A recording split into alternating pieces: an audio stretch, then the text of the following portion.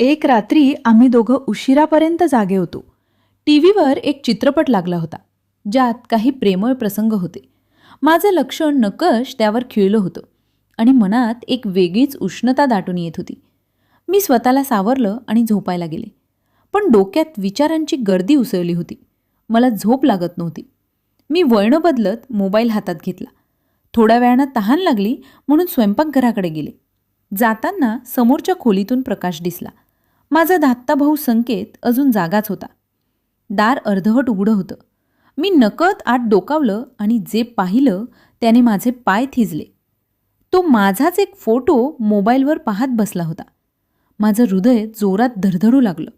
लाज, राग, गोंधळ आणि एक अजब ओढ सगळं एकाच वेळी मनात उसळलं. मी दार ढकलून आत गेले. संकेत, हे काय? तो दचकला. काही नाही ताई, असं म्हणत मोबाईल लपवू लागला. मी शांत आवाजात विचारलं, माझा फोटो का पाहत होतास?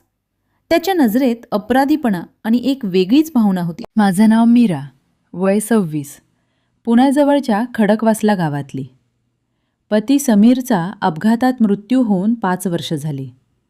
माझ्याकडे BEdची पदवी आहे, पण लग्नानंतर नोकरी केली नव्हती. माझा 4 वर्षांचा मुलगा आरव माझ्या आयुष्याचा आधार.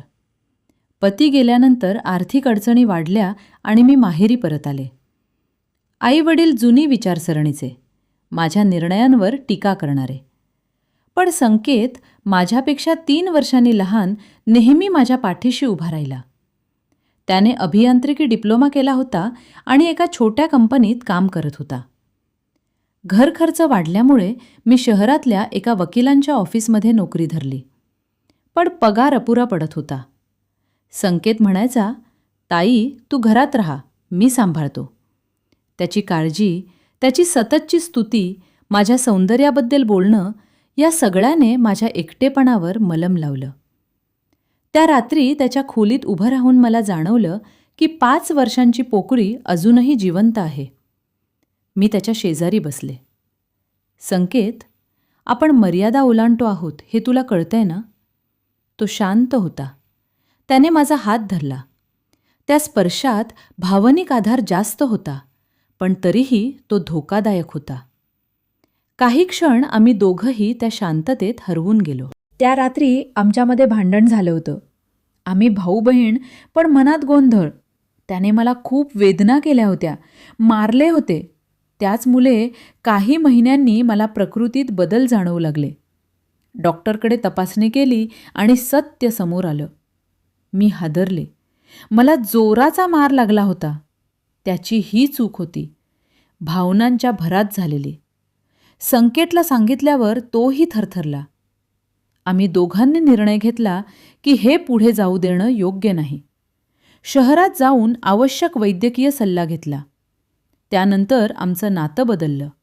आम्ही ठरवलं की वेगळं राहणं हाच उपाय. संकेतला मुंबईत नोकरी मिळाली आणि तो निघून गेला. जाण्यापूर्वी त्याने पत्र ठेवलं, ताई मी दूर जातोय कारण हेच योग्य आहे. तू तुझ्या पायावर उभी राहा. मी आरवसाठी आणि तुझ्यासाठी नेहमी असेन. आज मी पुन्हा नोकरी करते, माझ्या शिक्षणाचा उपयोग करते आणि स्वतःला सावरते. त्या काळोख्या वळणाने मला शिकवलं, एकटेपणात घेतलेले निर्णय आयुष्य बदलू शकतात.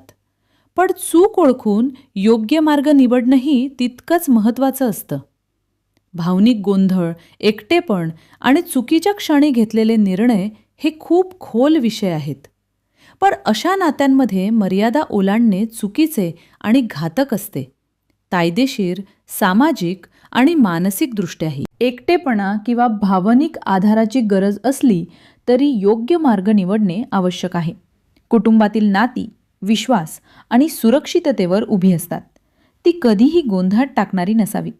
अडचणीच्या वेळी समुपदेशन, मित्रांचा आधार किंवा व्यावसायिक मदत घेणे हेच शहाणपणाचे पाऊल असते. चूक ओळखून थांबणे आणि स्वतःला सावरून पुढे जाणे हीच खरी ताकद आहे.